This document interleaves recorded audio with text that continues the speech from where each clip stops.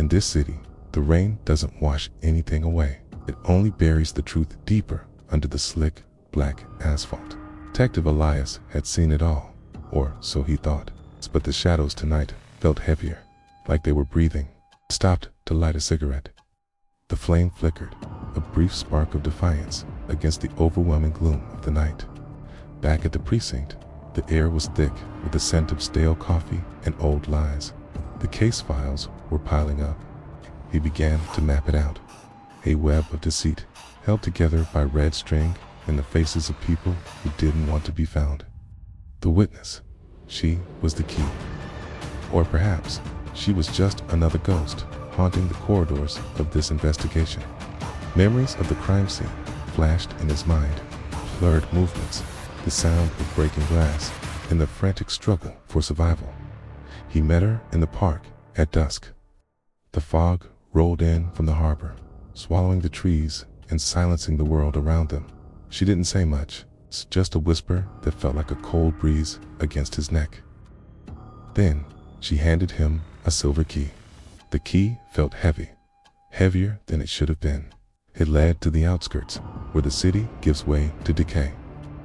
The mansion stood like a tombstone against the night sky, derelict, rotting, and waiting for someone to uncover its sins.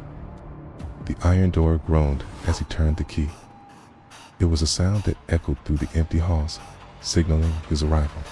Inside, the air was stagnant. He followed a faint blue glow coming from a room at the end of the corridor. He pushed the door open. His heart stopped.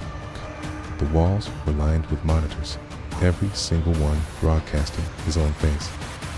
He realized then that the investigation wasn't his. He wasn't the one looking for the truth. He was the truth being observed. A soft footstep behind him made him spin around. The witness stood in the doorway, but the fear was gone.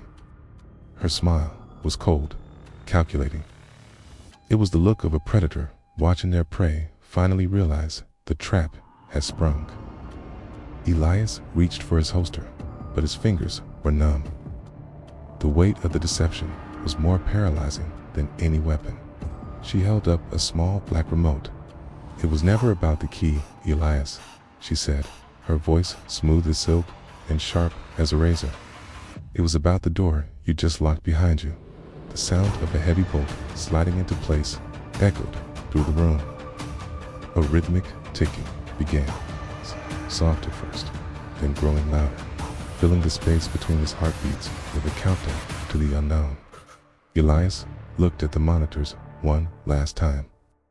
Every screen went black simultaneously, leaving him in total darkness with his own thoughts.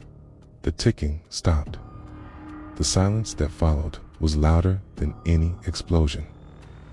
In the dark, the truth was finally clear. But the truth is a dangerous thing to hold when you're trapped in a room with a dying light and a ticking secret. The game was over. Or perhaps, for Detective Elias, the real nightmare was only just beginning.